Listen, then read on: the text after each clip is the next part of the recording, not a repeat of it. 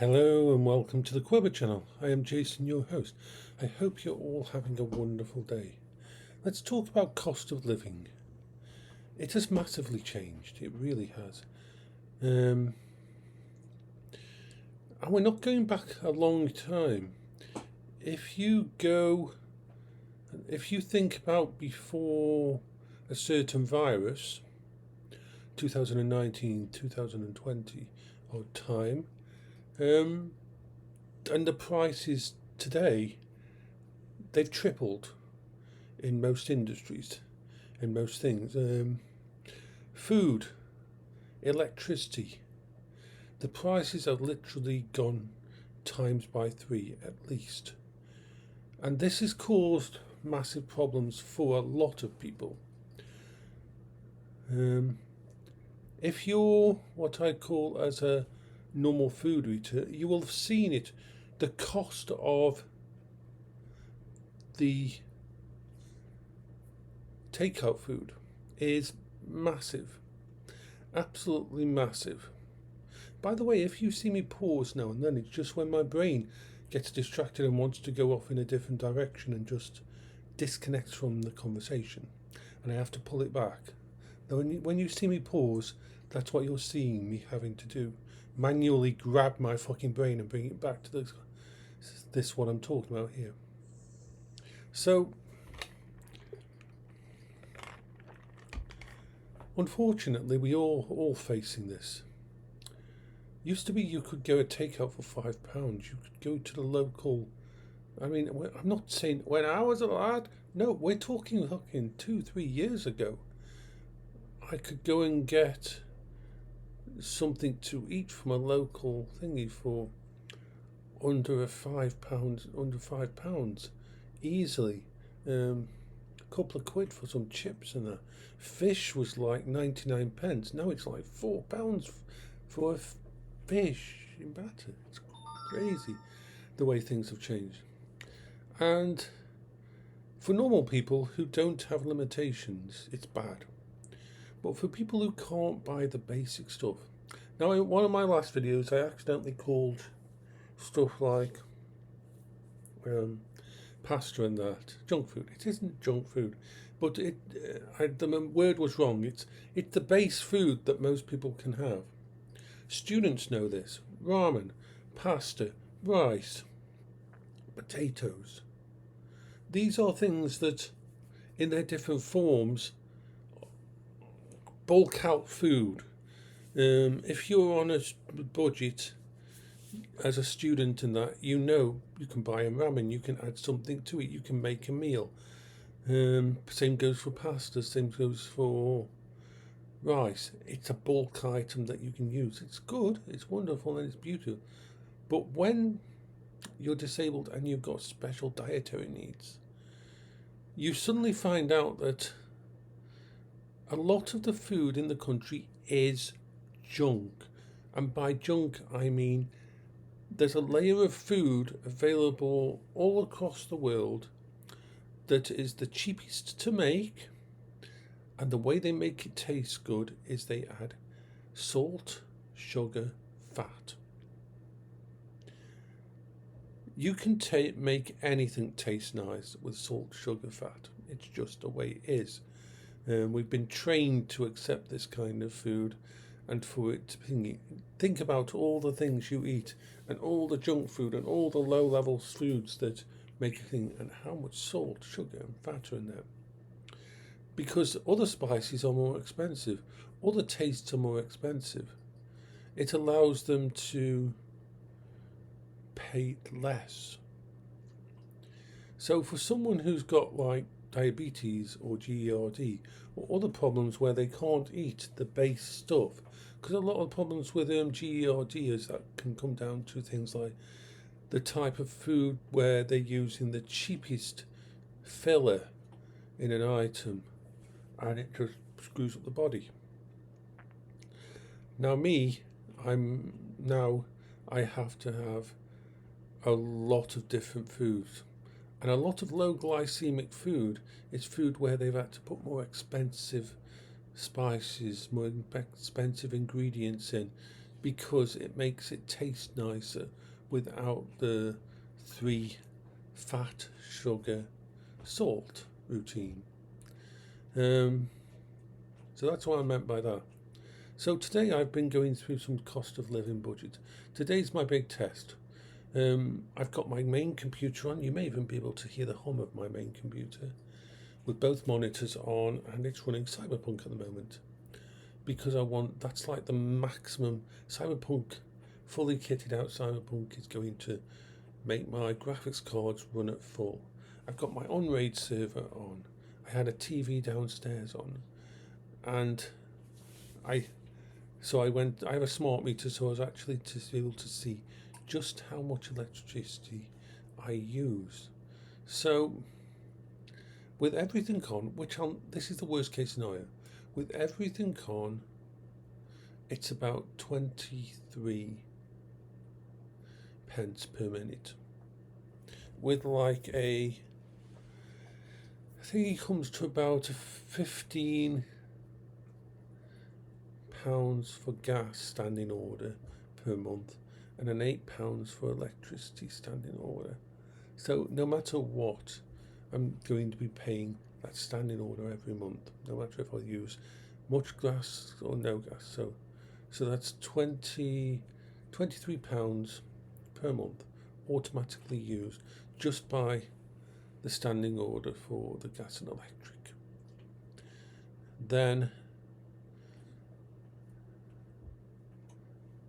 the gas is only 7 pence per kilowatt hour, and the electricity is 26 pence per kilowatt hour.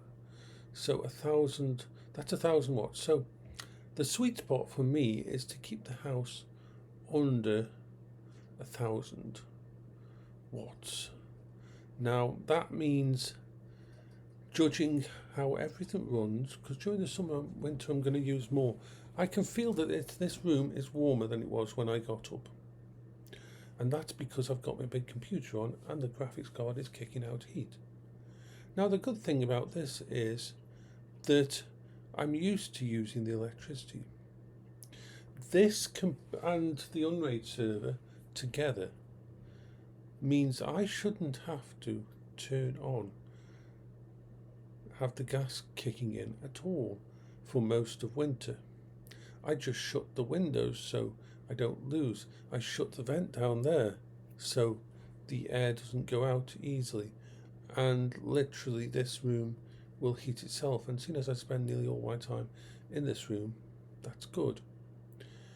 I never used to have to do that. In 2019, I didn't have to think about what of my coping strategies I can use based on how much electricity they had. I never had to do it. I never had to cost cut to the point where I have to design. I can't build a super powerful, energy inefficient computer system at the end of this year when I get that money. I can't do it. I can't justify it, and I wouldn't be able to use it. I would fucking love to put together to have a PowerEdge server. I really would. But I just can't have the idle it's going to run at between 250, 260 and 300. It's too much. It's really too much. I can't physically afford to do something like that. To add another 300 watts to my house, even when everything's going, is about 800 watts worth. That's what the smart meter shows today with everything turned on. Usually it's about 400 to 500 watts. I can average it down. Today is going to be an outlier where everything's turned on, and that's to show what it would be like with the winter gas as well. I don't use much winter gas, but I've got to factor it in that it will get used at some point in time. So how can I put it? I need to keep the house, to be able to afford the budget, under 1,000 watts in total. That means big servers are out. It's like my Unread server down there. I love it, and I'm going to have to redo it, and I'm going to have to off shift a lot of the bits and pieces. To say it's got 1 terabyte drives, and then 2 terabyte and 4 terabyte and 8 terabyte drives. Now I could replace half of the hard drives, which draw a couple of 3 to 5 watt each. I could replace half of those drives with one drive, one 20 terabyte drive, and that would be a good thing. That would be a really good thing. So I am trying to, how can I put it?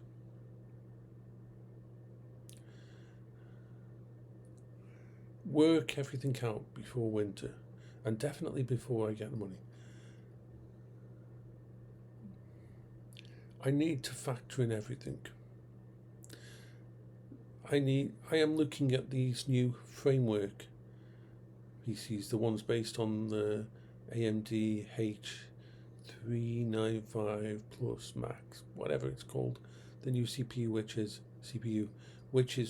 powerful enough to do VR, is powerful enough to do fucking nearly everything you would want to do, and I might have to switch to that.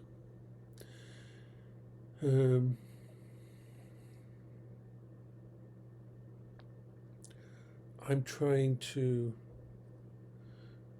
make sure that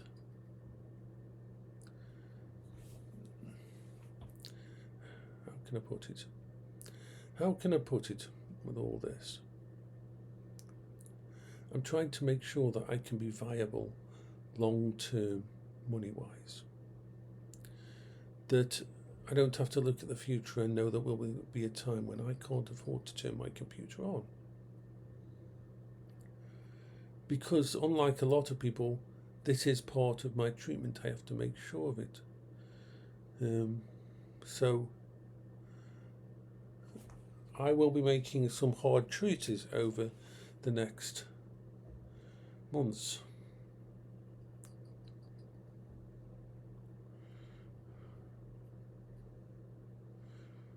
Unfortunately, I can't do anything that I like, sell the house and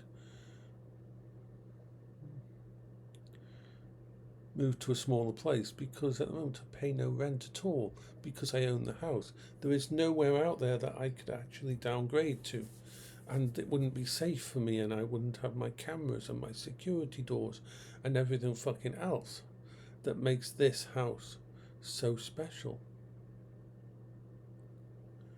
and secure. So I've got a lot to think about and a lot of planning to do.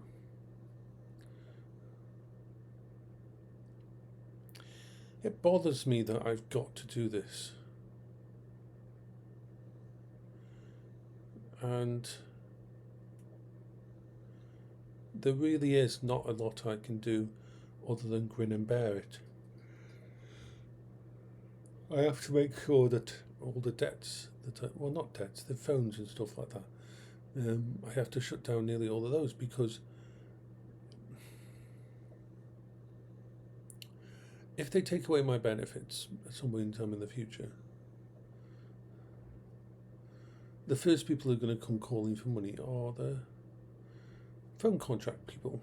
So I've already replaced my main phone with the Fairphone, so I don't need contract phones anymore. I don't need contract tablets, and I don't need contract computers.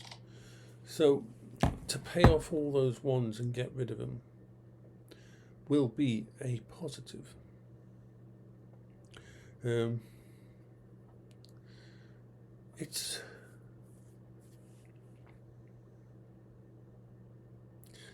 feel like I'm having to do stuff which really my brain doesn't want to do. Really doesn't want to do. I just want to have a normal existence. So I am doing a lot of thinking.